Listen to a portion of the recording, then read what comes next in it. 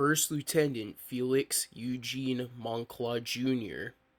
was a United States Air Force pilot who disappeared while performing an air defense intercept over Lake Superior in 1953.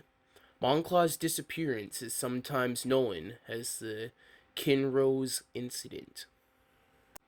But before we get any further, hello, and welcome to the Murder House Radio Show. I'm your host, X. On this show, we will be covering serial killers, mass shooters, disappearances, true crime, and the most deplorable things and people in history. All that good, dark stuff. The Murder House Radio Show will be a radio show / podcast.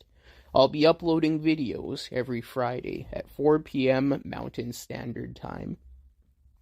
Make sure you hit the like and subscribe button.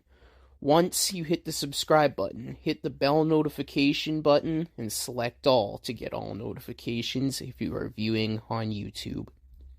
Hit the follow button if you're listening on a podcasting platform. Please also be sure to check out the sources in the description below, as well as the social medias, which are all linked in the description. Also, please comment future video ideas you'd like to see covered on this podcast. So sit down, get comfortable, grab some coffee or whatever your preferred beverage is, turn off the lights, and enjoy the show. Moncla was born in Missouri, Louisiana on October 21st, 1926. His parents were Felix Sr., a high school science teacher, principal, and veteran of World War I, and Giovanni Buridan Moncla, a seamstress. He also had two older sisters. Not long after his father had been hospitalized, Moncla's family moved to Morinville, Louisiana, to live with his uncle and great-aunt. Moncla attended high school in Morinville, Louisiana, and upon graduating from high school, accepted an athletic scholarship to Southwest Louisiana Institute, where he played football and received his Bachelor's of Science degree. After graduation, he enlisted in the U.S. Army and served during World War II as a part of the occupation force of Japan. After his service, Moncla attended the University of New Orleans, but re-enlisted in the military at the start of the Korean War in 1950, this time joining the Air Force as an officer pilot trainee. After spending a few months at a desk job in Dallas, Texas, Moncla was sent to Canali Air Force Base in Waco for basic pilot training, where he met and married Bobby Jean Coleman. He took his advanced pilot training at Reese Air Force Base in Lubbock, and further training on the F-89 Scorpion at Tylandale Air Force Base in Panama City, Florida. In Panama City, Bobby Jean gave birth to their first son.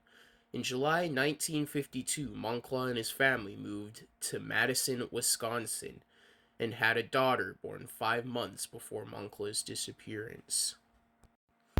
On the evening of November 23, 1953, Air Defense Command ground intercept radar operators at Sault Ste. Marie, Michigan, identified an unusual target over Lake Superior, near the Sioux Locks. An F-89C Scorpion jet from Kinross Air Force Base was scrambled to investigate the radar return. The Scorpion was piloted by First Lieutenant Moncla, with Second Lieutenant Robert L. Wilson acting as the Scorpion's radar operator. Wilson had a difficult time tracking the object on the Scorpion's radar, so ground radar operators gave Moncla directions toward the object as he flew. Moncla eventually closed in on the object at about 8,000 feet in altitude. Ground control tracked the Scorpion and the unidentified object as two blips on the radar screen. The two blips on the radar screen grew closer and closer until they seemed to merge. Assuming that Moncla had flown either under or over the target, ground control anticipated that moments later the Scorpion and the object would again appear as two separate blips. Donald Kehoe reported that there was a fear that the two objects had struck one another, but the single blip continued on its previous course. Attempts were made to contact Moncla via radio, but without success. A search and rescue operation by both the U.S. Air Force and the Royal Canadian Air Force was quickly mounted, but failed to find any trace of the plane or its pilots. Weather conditions were a factor in hampering the search. The official U.S. Air Force Incident Investigation Report states the F-89 was sent to investigate the RCAF C-47 Skytrain, which was traveling off course. The F-89 was flying at an elevation of 8,000 feet when it merged with another aircraft. As was expected in the interception, the IFF signal also disappeared after the two returns merged on the radar scope. Although efforts to contact the crew on the radio were unsuccessful, the pilot of another F-89 sent to search stated in testimony to the accident board that he believed that he had heard a brief radio transmission from the pilot about 40 minutes after the plane disappeared. USAF investigators reported that Moncla may have experienced vertigo and crashed into Lake Superior. The USAF said Moncla had been known to experience vertigo from time to time.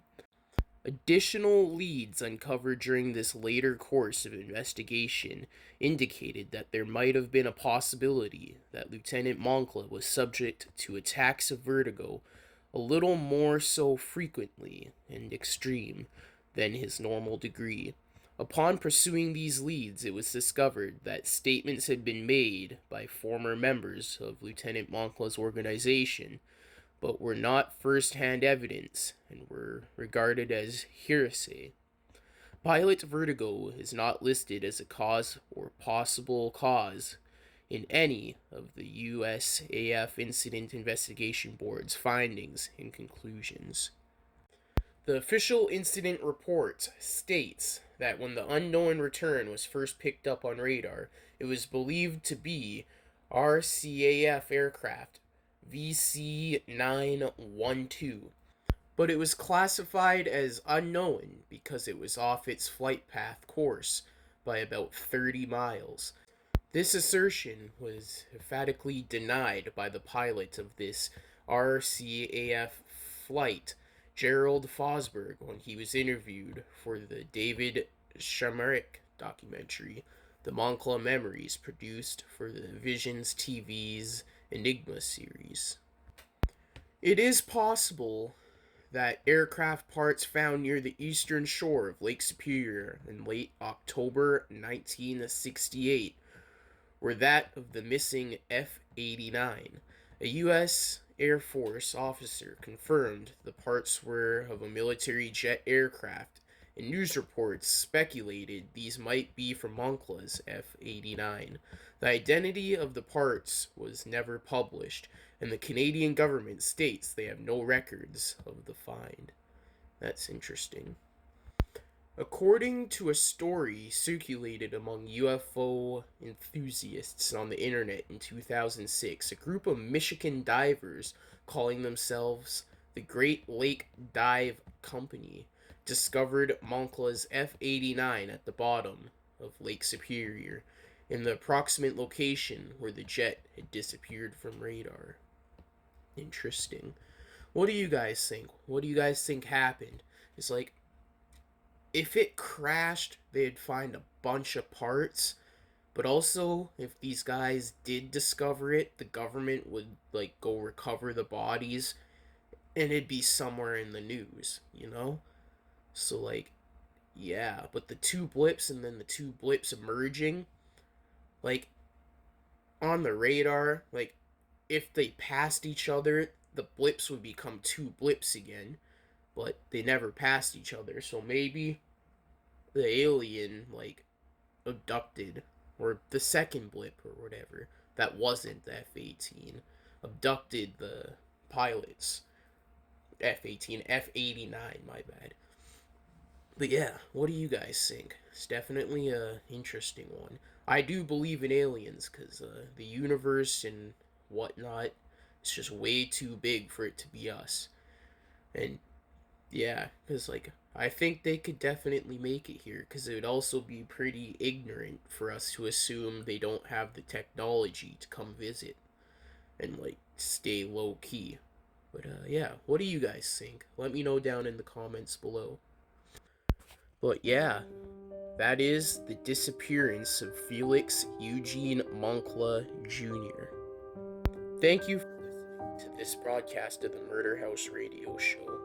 Please like, comment, subscribe, and share for more if you are viewing on YouTube. Once you subscribe, hit the bell notification and select all to get all notifications. If you are viewing on a podcasting platform, hit the follow button. Leave your recommendations for future episodes in the comments below.